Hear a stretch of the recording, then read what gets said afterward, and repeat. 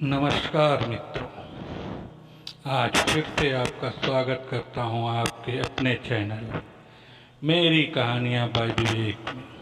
मैं आपका होस्ट विवेक। मित्रों, आज जब इंसान अपने जज्बात पे काबू नहीं रख पाता और बाहर की रंगीन तितलियों के पीछे दौड़ने लगता है, उसे यह भी नहीं समझ में आता कि घर पर कोई है जो उसका इंतजार कर रहा है। राज ने भी ऐसा ही किया और जो नतीजा हुआ तो वो कहीं का नहीं रहा। क्या हुआ उसके साथ, जानने के लिए चलते हैं चैनल पर। राजशेखर आज अपने अंधे इश्क पर लानत भेज रहा है। दरिया किनारे बैठा इस सोच में डूबा है कि अब किधर जाऊं। क्या उस पत्नी के पास जिसे मैंने बिना किसी गुनाह के सजा दी, या उस धोखेबाज लड़की के पास जिसके साथ बिना शादी के पति पत्नी की तरह रहा, जिस पर अपना सब कुछ लुटा दिया। मगर मैंने तो खुद अपने पांव पे कुल्हाड़ी मारी है। मेरा तो कुछ न रहा, न पत्नी न परिवार। अंधे इश्क ने सब बर्बाद कर दिया। मेरा अंधा इश्क मुझे ले डूबा। जी हाँ, राजशेखर की 2 पत्नियां हैं। 2 पत्नियों से अर्थ यह नहीं कि उसने 2 शादियां की हैं। 2 पत्नियों का अर्थ एक से शादी की और दूसरे के साथ लिव इन रिलेशनशिप में रह रहा था। आइए आपको उन दोनों से मिलाते हैं। पहली पत्नी माता पिता ने अच्छे खानदान में रिश्ता तय किया। लड़की सान्या, जो पढ़ी लिखी होने के साथ साथ घरेलू भी है, जो जानती है कि परिवार को कैसे प्यार की डोर में बांध कर रखा जा सकता है। और दूसरी पत्नी कहें या लड़की या रखैल, बेशक आजकल लिव इन रिलेशनशिप को लोग गलत नहीं मानते, लेकिन पहले ऐसे रिश्तों को हिराकत की नज़र से देखा जाता था और ऐसी स्त्रियों को रखैल कहा जाता था। तो वह दूसरी है साक्षी, जो उसी बैंक में कार्यरत है। आइए पहले आपको पहली पत्नी अर्थात सान्या से मिलाते हैं। मुंबई शहर के एक्सिस बैंक में मैनेजर की पोस्ट पर कार्यरत राजशेखर की अच्छी खासी गृहस्थी चल रही है। शादी के 1 साल बाद ही एक प्यारा सा बेटा दिया कुदरत ने, जिसका नाम रोहन रखा। सान्या हमेशा यही कहती, माता पिता के कदमों में मेरा स्वर्ग, राजशेखर मेरा दिल और रोहन मेरी धड़कन, और मुझे क्या चाहिए। कुदरत ने सब कुछ तो दे दिया। राजशेखर अक्सर उससे ठिठोली करता, सान्या अगर कभी मुझे कुछ हो गया ना, तो तुम फिर से अपना घर बसा लेना। मगर हाँ, इतना ध्यान रखना, तुम चुनाव सोच समझ कर करना। ऐसा शख्स चुनना जो हमारी इस धड़कन को अपने दिल में बसा ले। सान्या उसके मुंह पर हाथ रखते हुए कहती, ऐसी बातें क्यों करते हो। मैं आपके हाथों इस संसार से विदा लूं, ये मेरा सौभाग्य है। हाँ, आप जरूर ऐसा जीवन साथी चुनना जो हमारी इस धड़कन को अपने दिल में बसा ले। अरे उसकी तुम फिक्र मत करो, मैं तो सोचता हूँ कि तुम्हारे सामने ही शादी कर लूँ, ताकि तुम भी देख परख लो। इस तरह से हंसते हुए उसे छेड़ता और माँ चप्पल लेकर पीछे भागती। आ मैं कराती हूँ तेरी शादी। इस चप्पल से मार मार कर तेरा थोबड़ा न बिगाड़ दिया तो। और नन्हा लगभग 3-4 साल का रोहन ताली बजा बजा कर खुश होता। मगर कहते हैं ना कि जो भी बोलो सोच समझ कर बोलो, न जाने कब जबां पर माँ सरस्वती वास कर ले और कहीं बात सत्य साबित हो जाए। वही हुआ। राजशेखर के ही बैंक के स्टाफ में एक नई लड़की साक्षी आई। देखने में बला की खूबसूरत, ऊंचा लंबा कद, गोरा रंग, तीखे नाक नक्श, सुराहीदार गर्दन, गदराया बदन, उभार कामदेव को आमंत्रित करते, इंद्रलोक की कोई अप्सरा हो जैसे। बैंक के कर्मचारी उस पर मर मिटे, हर कोई उसके पास आने, उससे बात करने के लिए लालायित रहता, हर कोई उसके साथ 2 पल बिताने को तरसता। मगर साक्षी का अधिकतर समय राजशेखर के केबिन में ही बीतता, क्योंकि वह जूनियर मैनेजर होने के साथ साथ दिमाग की भी बहुत तेज थी। बड़े बड़े हिसाब किताब तो जितनी देर में राजशेखर कैलकुलेटर से निकालता, उतनी देर में तो वह टोटल बनाकर बता देती। किसी खास विषय पर भी यदि कोई राय लेनी हो तो राजशेखर उसी की मदद लेता। अब भला आग और घी दूर कैसे रह सकते हैं? क्या और खास तौर पर ऐसे समय में जब बीवी का अधिक ध्यान घर परिवार और बच्चों पर हो जाए, तो उस समय मर्द की इच्छाएं कई बार दब कर रह जाती हैं। ऐसे में अगर उसे बाहर स्वादिष्ट खाना नजर आ जाए तो वह चखने क्या खाने से भी नहीं चूकता। यही हाल राजशेखर का था। उसके सामने स्वादिष्ट व्यंजन की भरी थाली थी तो राजशेखर साक्षी की तरफ आकर्षित हो रहा था, और राजशेखर था भी सजीला जवान, साफ रंग भरा हुआ शरीर, छोटे छोटे बालों के साथ फ्रेंच कट दाढ़ी, आंखों पर जब चश्मा लगाता तो ऐसा लगता मानो कोई अंग्रेज चला आ रहा है। महज 32-33 साल की, मगर दिखने में अपनी उम्र से भी कम लगता था। तो साक्षी भी उस पर मर मिटी। आग दोनों तरफ बराबर लगी हुई थी। नजदीकियां बढ़ती गईं और प्यार का रूप ले बैठी। अब तो एक दूसरे के बिना एक पल भी नहीं रह सकते थे। राजशेखर जब घर पर होता तब भी साक्षी के बारे में सोचता या साक्षी से ही फोन पर बातें करता रहता। इस तरह से 2 साल बीत गए। दोनों का प्यार पर्वत की चोटी तक पहुंच रहा था। मार्च की क्लोजिंग थी।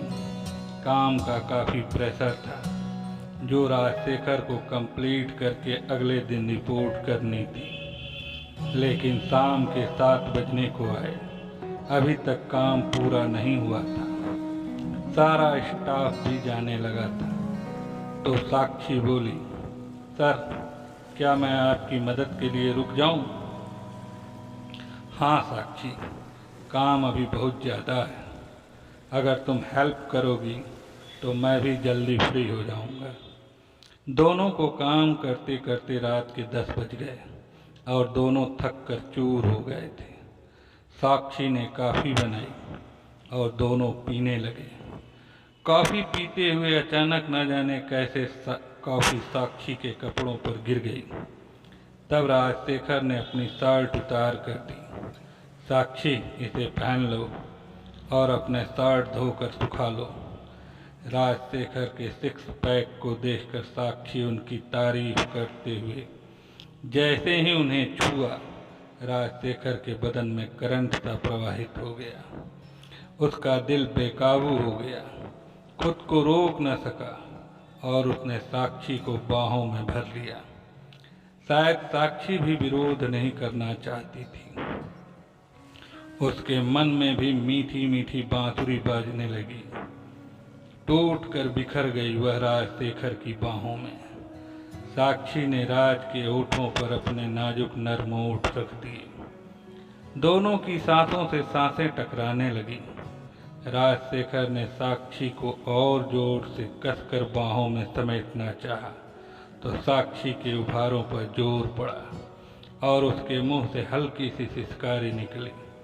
उफ राज, क्या करते हो?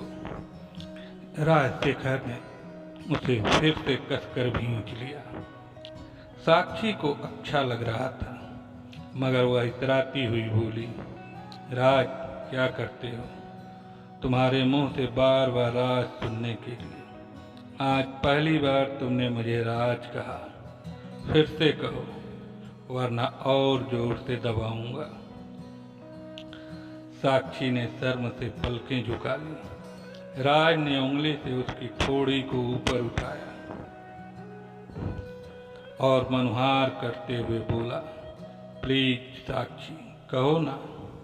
साक्षी राज के चेहरे पर चुंबनों की बौछार करते हुए राज राज राज कहने लगी। इस तरह से दोनों एक दूसरे में खो गए और अंत में वही हुआ, आग और घी का मिलन।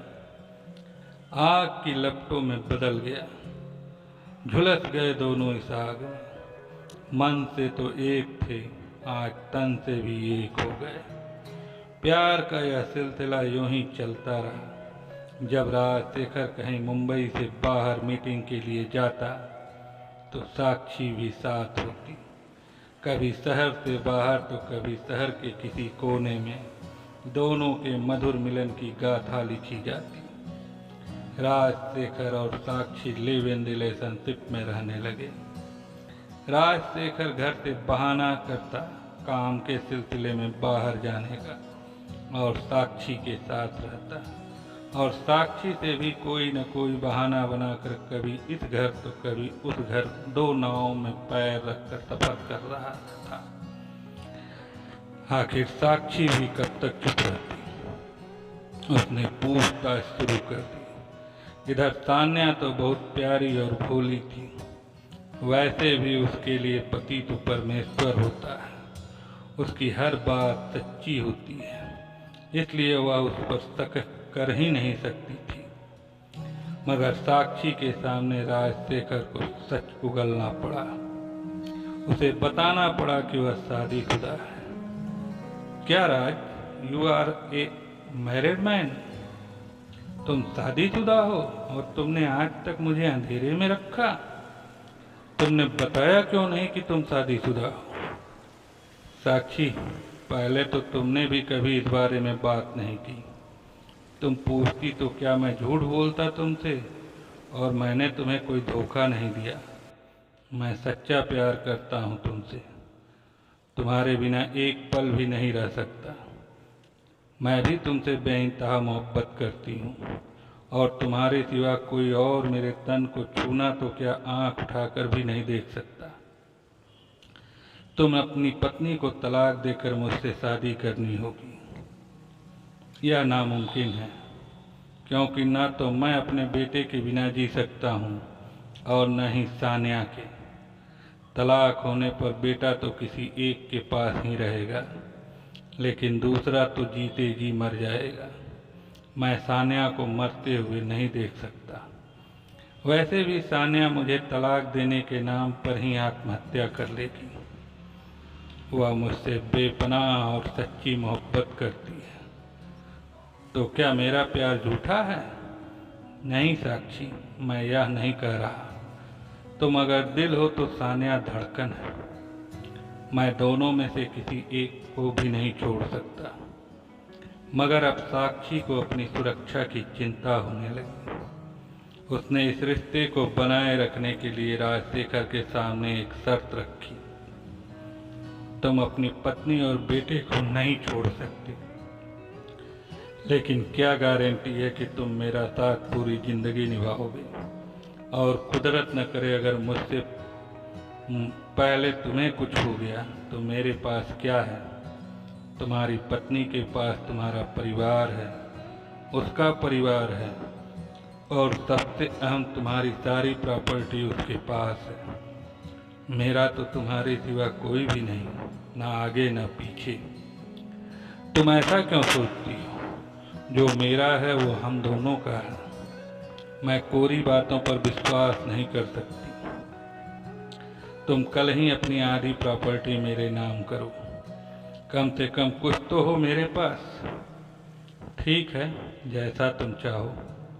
मुझे थोड़ा समय दो, मैं आधी प्रॉपर्टी तुम्हारे नाम कर दूंगा।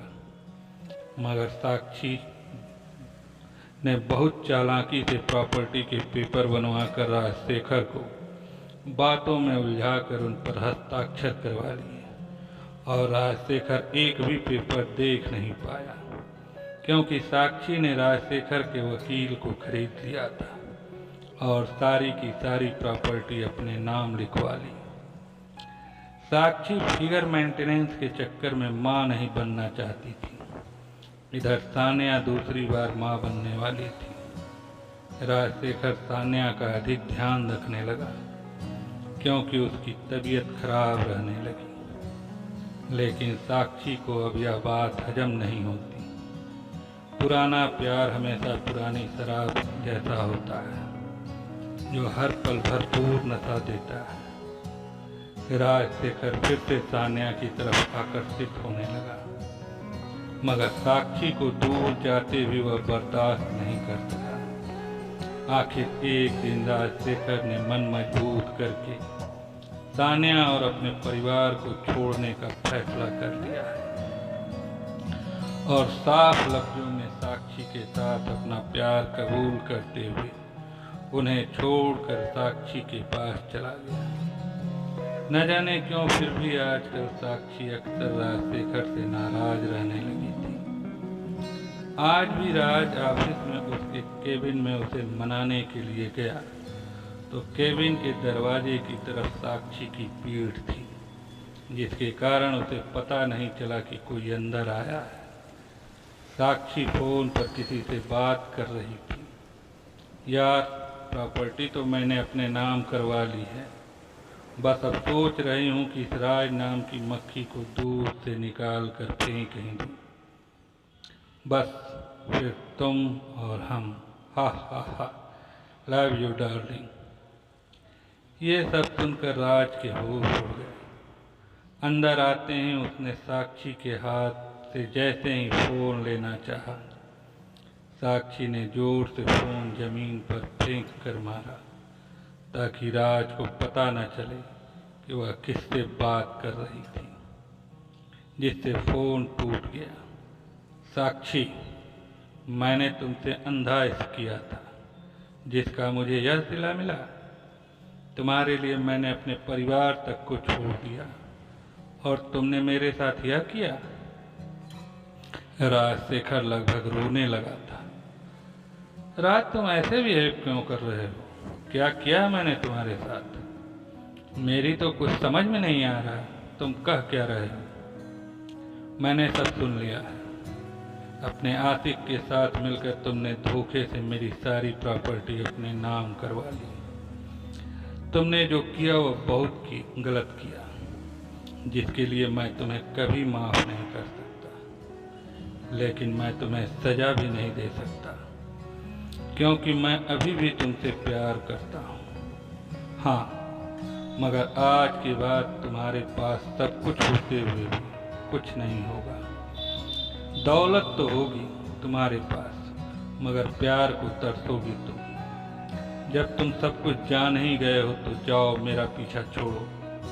और हाँ, जल्दी ही तुम्हारी उस फैमिली को भी घर से बाहर करने वाली हूँ, क्योंकि तुम्हारी सारी प्रॉपर्टी अब मेरी है। राजशेखर के पास आज कुछ नहीं, जिसके लिए परिवार छोड़ा, उसने सारी प्रॉपर्टी लेकर उसे छोड़ा। राज ने परिवार के पास वापस जाना चाहा तो परिवार ने उसे अपनाने से इनकार कर दिया, क्योंकि उसी के कारण आज वह सड़क पे आ गया था। सान्या मासूम बच्चों और बुजुर्ग सास ससुर को लेकर कहाँ जाए? अपनी ऐसी स्थिति देखकर सान्या को राज से नफरत हो गई। इधर साक्षी ने अपने उस आसिफ के पास जाकर शादी की बात की तो उसे पता चला कि उसने जो प्रॉपर्टी के पेपर बनवाए थे वे उसने साक्षी के नहीं बल्कि अपने नाम करवा लिए थे। राज को साक्षी ठोकर मार चुकी थी और इधर प्रॉपर्टी भी हाथ से गई। वह न घर की रही और न घाट की। और यही हाल राज का भी था। जाए तो जाए कहाँ? समझेगा कौन यहाँ दर्द भरे दिल की जो। आशा करता हूँ कि आपको यह कहानी अच्छी लगी हो तो आप मुझे लाइक और कमेंट करके ज़रूर बताएंगे। और हाँ, इस चैनल को ज़रूर सब्सक्राइब कर लें ताकि हमारी आने वाली कहानियों का नोटिफिकेशन आपको तुरंत मिले।